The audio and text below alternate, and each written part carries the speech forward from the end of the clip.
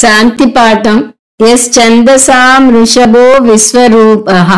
ఈ శాంతి పాఠాన్ని తైత్తిరీయోపనిషత్తులోని శిక్షావళిలోని 4వ అనువాకంలో చూస్తాం.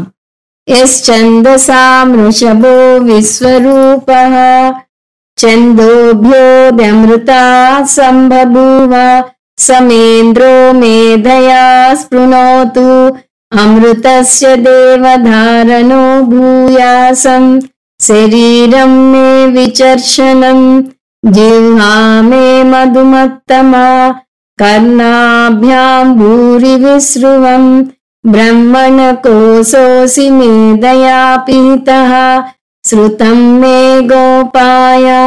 యః ఛందసాం వృషభః. యః అంటే ఓంకారం, వృషభః అంటే ఎద్దు. ఈ వాక్యార్థం ఓంకారం వేద మంత్రాలన్నింటిలోకి శ్రేష్టతమమైనది అని. ఛందోభ్యః అమృతాత్. అమృతమైన శాశ్వతమైన వేదాల నుంచి అధిసంబభూవ ఓంకారం గొప్పగా ఆవిర్భవించింది. స ఇంద్రః. ఆ ఓంకారాన్ని సాక్షాత్తు పరమేశ్వరునిగా చూడాలి. ఇక్కడ ఇంద్రుడు అంటే పరమేశ్వరుడు. స్పృణోతుమా. ఆ పరమేశ్వరుడు నాకు బలాన్ని శక్తిని ప్రసాదించుగాక. మేధయా.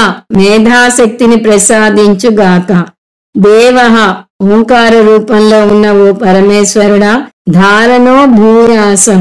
నేను అమృతాన్ని ధరించేవాడను అగుదునుగాక. అమృతస్య. దీని అర్థం ఓ ఈశ్వర నన్ను జ్ఞానిని చేయి. శరీరం మే విచర్షణం. నా శరీరం ఆరోగ్యంగా ఉండుగాక. జిహ్వా మే మధుమత్తమ. నా వాకు తీయగా ఉండేలా చేయి.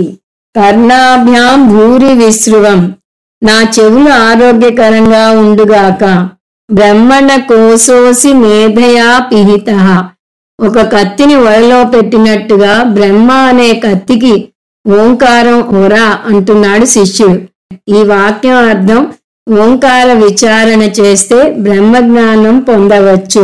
ఓ ఓంకారమా, నేను పరుగులు ఆపి అంతర్ముఖుడయ్యేట్టు నాకు తోడ్పడు అని అంటున్నాడు. శృతం మే గోపాయ.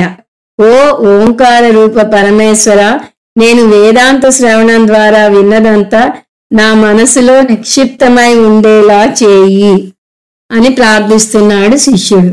దీని అర్థం నేను నేర్చుకున్న విద్యను మర్చిపోకుండా ఉండేలా చేయమని ప్రార్థన చేస్తున్నాడు శిష్యుడు.